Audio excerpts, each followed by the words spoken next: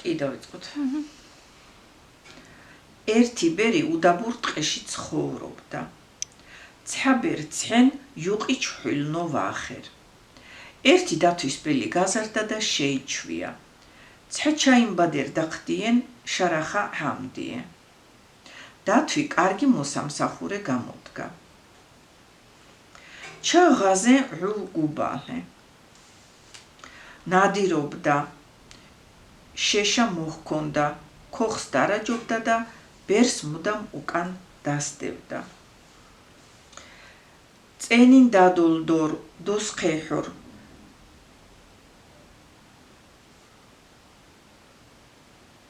ნე ბერეხ ბატყვი ბაწურ.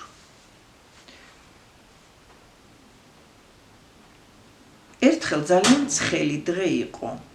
წყე ზორეშ დააფხენ დედარ. ბერს ჩრდილქვეშ მწვანე მოლზე ეძინა. ბერ ენე ბაცმაკ თოჰორ.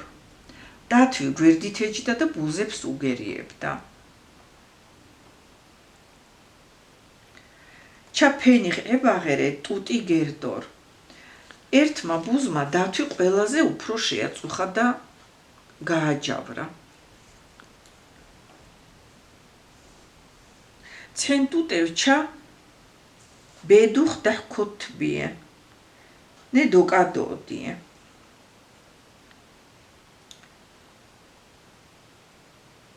დათვმა ეს ბუზი თავის პატრონს ბევრჯერ მოუგერია. ჩაივ ეტუტ დუხ გერბორ შერ დადენ.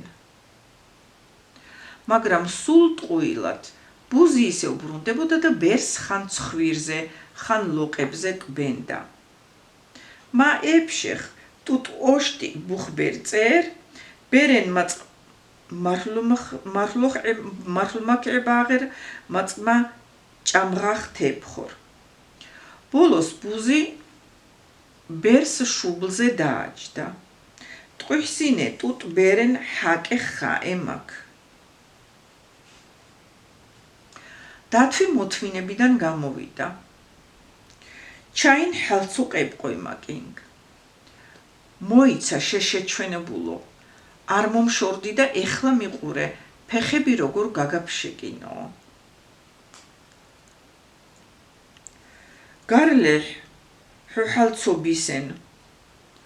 ცობეს ტრახსოხინე ინც ჰეჭსო ქოკიმო ჰლახკითოს ჰოგენ.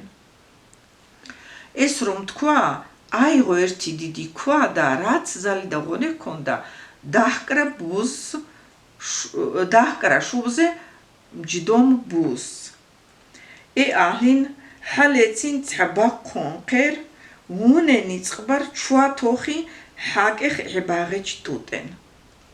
ბუზი მართლა მოკლა, მაგრამ ბერსაც ფეხები გააფშეკინა.